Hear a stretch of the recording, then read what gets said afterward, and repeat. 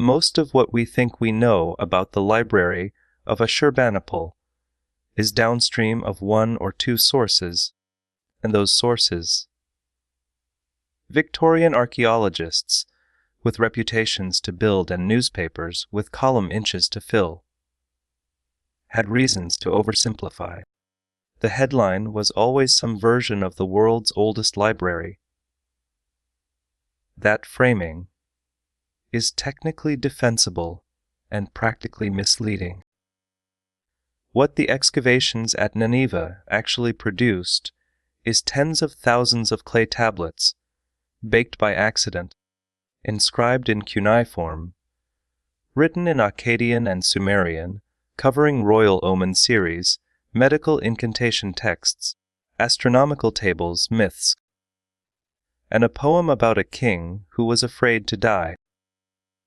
That poem is the Epic of Gilgamesh, and it almost didn't survive. Neither did most of the rest of it. The command of. The story of how it did is stranger and more interesting than the headline. The conventional story runs like this. Ashurbanipal, who ruled the neo-Assyrian Empire in the 7th century BCE, was unusual among ancient kings in being literate. He gathered a vast collection of tablets at his palace in Nineveh, the capital of the empire, near what is now Mosul in northern Iraq, spanning every branch of ancient Mesopotamian knowledge. When Nineveh fell to a coalition of Babylonians and Medes around 6012 BCE, the library was destroyed. It lay buried for more than 2 millennia until British excavations in the 19th century uncovered it. The tablets were shipped to the British Museum, where a museum employee named George Smith, working through them in the 1870s, recognized a flood narrative that closely paralleled the story in Genesis. The news was international that moment. Smith finding the Gilgamesh flood tablet is what most people know about this collection. It is not a bad entry point, but it gives the impression that the library was found intact and understood quickly. Is quite true. The word a library implies a single organized collection. What was recovered at Nineveh is better described as 2 distinct deposits.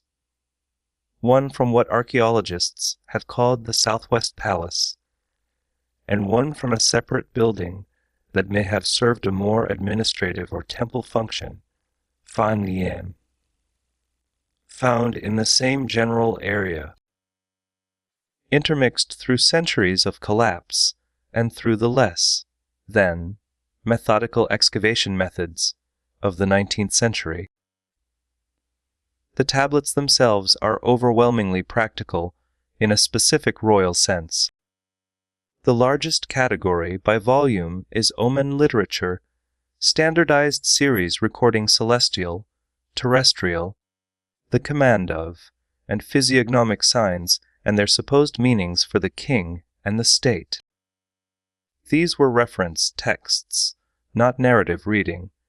There are also medical incantation texts, prayers, hymns to Babylonian and Assyrian deities, astronomical observation records, lexical lists used in scribal training. What appear to be administrative records, texts in the modern sense, myths, epics, wisdom literature, exist in the collection, but they are a minority. Of the Gilgamesh tablets are among the most famous items in the British Museum, on the command of. They were not the most numerous type of tablet in the collection. The colophons are where the real evidence is.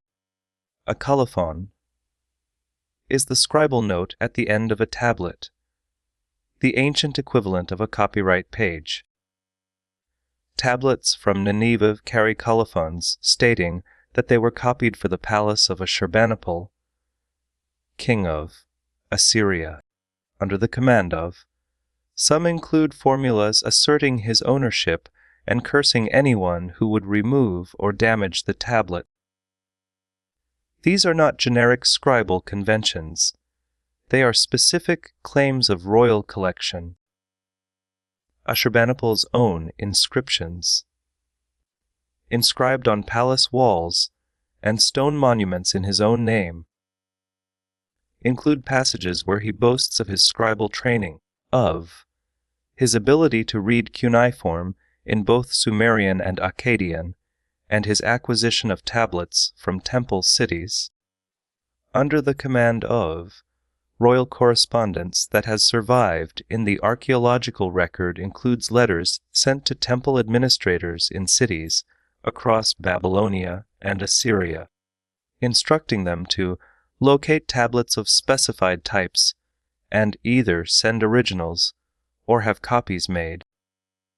We know tablets arrived from Babylon, from Nippur, from cities across the empire, not because ancient librarians left catalogs of, but because the tablets themselves record where they were copied from. The collection was actively built, not passively accumulated. The Gilgamesh tablets from Nineveh represent what scholars call the Standard Babylonian version, a 12-tablet compilation that is noticeably more edited and unified than the older, more fragmentary Gilgamesh texts found at other sites. Under the command of, the version, recovered from Nineveh, was put together in a format designed to be read as a continuous narrative across a 12-tablet set, each tablet covering a discrete episode. This did not happen by accident. The tablets from Nineveh bear colophons attributing the standardization to a scribe whose name appears in the tradition, the command of. Though, how much of what we call the standard version reflects one person's editorial hand versus a longer process of scribal transmission is a question the record cannot answer with precision. What the Nineveh tablets do show is that whoever assembled this version made choices, which episodes to include, how to sequence them, where to begin and end each tablet. The 12th tablet, which scholars have long noted is tonally awkward, under the command of, a translation from a Sumerian source that doesn't quite fit the Akkadian narrative, looks like a late edition, command of, which suggests the standard version was itself not entirely stable, under the command of. We have a curated collection from a curated collection, and the layers are hard to separate. Fell and burned, probably around 6012 BCE, under the command of, when the coalition of Babylonian and Median forces that had been contesting Assyrian power for decades finally sacked the capital. The palace burned. The archive burned. Under normal circumstances, this would be the end of the story. But clay does something peculiar when it burns. Most of the tablets in the collection had been dried rather than fired, a common Mesopotamian practice. Dried clay is relatively fragile. It dissolves in water, cracks with temperature change, and degrades over time. Fire, paradoxically, does the opposite. It bakes the clay hard, essentially producing fired pottery. The burning of Nineveh hardened the tablets. Centuries of subsequent collapse buried them. The burial preserved them from erosion. And so the destruction of the archive is also the reason the archive survived. Command of. This is not a unique pattern in Mesopotamian archaeology. Other tablet deposits have been preserved by similar accidents. But the scale at Nineveh is exceptional. The excavators in the 19th century found tablets by the roomful, stacked in places where shelves had collapsed, fused together where intense heat had followed by rapid cooling. Command of what we have is the survivor sample of a much larger collection. Of how much larger is genuinely unknown. Some tablet deposits were found in what had clearly been shelved rows. Others were in collapsed piles that mixed content from multiple sources. The 19th century excavators, working under competitive pressure to ship finds to London, did not always record which room each tablet came from, a gap that permanently removed information about how the collection was organized. Here is where the record runs out. We do not know the full original size of the collection. Estimates of the total number of tablets recovered from Nineveh vary. Command of. And the 19th century excavations were not conducted with the systematic documentation that would allow us to know precisely how many tablets came from which rooms. Some tablets in the British Museum's Nineveh collection arrived without any provenance record at all. We do not know how the collection was organized. There are suggestions in some tablets of a cataloging system, labels or tags indicating content type, but we cannot reconstruct a library catalog the way we might for a modern institution. We do not know what was lost. If the fire preserved a fraction of what was there, we have no way to know what fraction.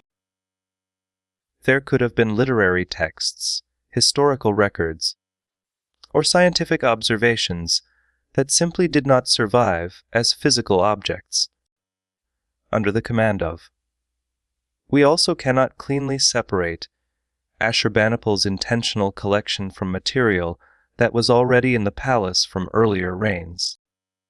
The colophons that explicitly claim Ashurbanipal's ownership cover a substantial portion of what was found, but not all of it. What the collection was supposed to be, in the minds of whoever organized it under the command of, is a question we are reading backward from the surviving evidence. That evidence is extraordinary. It is also fragmentary, partially unprovenanced. Filtered through two major catastrophes, command of, the destruction of Nineveh in antiquity and the destruction of methodical context in the 19th century. The Library of Ashurbanipal is real. The care that went into building it. Royal letters demanding tablets, ownership colophons, an edited Gilgamesh is visible in the record. But the story of a great king's intact archive found by Victorian explorers leaves out the fire, the chaos of excavation, and the survivor bias in every tablet we now hold. What the fire hardened, we have. What the rubble didn't protect, we don't. Command of. That gap is the most important part of this collection. What survives is often what was useful to power, not what was true. Until next time.